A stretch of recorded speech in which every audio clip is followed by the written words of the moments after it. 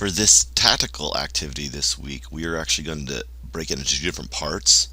We're going to start here with this left activity and then move into the right about halfway through. There will be multiple sets of this setup. I'm just showing you two for the example of this particular video. But the deal with this, we're going to start with, there'll be 7 cones laid out. We may have to adjust this. We need to have one more cone than players in each circle we're making. So I will lay out 7 cones with the idea that we need up to 24 players, but we may need to move it down and remove some cones and adjust our circle based on our numbers.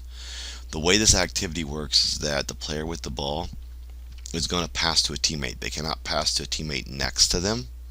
They must pass to a teammate who is not next to them. So in this case, 3 cannot pass to 2 or 4. They can only pass to 1, 5, or 6. They will make the pass. When they make the pass, we want to work on our movement off the ball. They will run to the empty cone, and so they will end up over on this cone. So the pass has been made. Ball here. Movement. 6 is, let's say, passes to 2, comes across to the cone. 2 goes to 5, 2 goes to the cone. 5 goes to 1, 5 goes to the empty cone. They'll just make this rotation happen. It's important for the players receiving the pass to have ready feet. It's important for the person making the pass, once they have the ball trapped, to make an accurate pass. The goal here, initially, you can play a couple variations of the game, and so the first one you can do is just make sure people understand how it's played, and then work on, let's do 50 passes and see who gets there, and have the teams count their passes, 50 passes amongst their group. Once a group gets to 50, you could say, hey, let us know, and you can have a timer on a stopwatch and say, okay, that took a minute 45. Can we do it in a minute 30 and try again? And so we could do it again that way. So that'd be the third time they've done the game, or that'd be the second time they've done the game once they understand what's going on. And then for the last rotation of it, you can say, okay, first team to who can get the most passes in 2 minutes, and see, and have them count as they go and have them work together.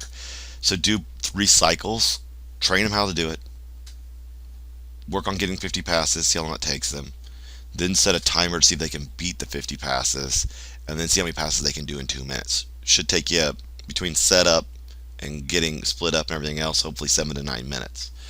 Then we got to work over here into basically rondos. So you'll take your same 6 players, but now you'll divide them. There'll be a box of cones, and there'll be 1 ball. And obviously these players are just trying to pass the ball without these players stealing it. These players need to be near the edges of their box, but inside of the box. These players defensively are basically working on cover positions, occasionally pressure, occasionally cover, and trying to break, delay, and disrupt. If the player kicks the ball and it's stolen, the player who steals it will come outside the circle. They'll swap. So 1 would swap with 1 here.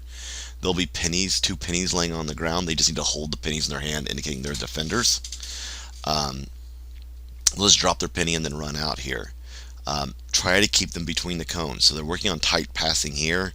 Now they're working on tight passing with defense around them. See it? So we're trying to work on, and these players are working on their positioning for cover. Essentially, most of the time they're going to be in cover, trying to cut off passing lanes. And these players are trying to be accurate with their passes. So these are called rondos. There are people who argue that rondos is how you should start every single soccer practice, because it's that effective and useful at getting energy levels up and going and movement. It's tiring, so if we can get 5 or 6 good minutes of rondos in our time slot, I'll feel good about that time slot for this activity.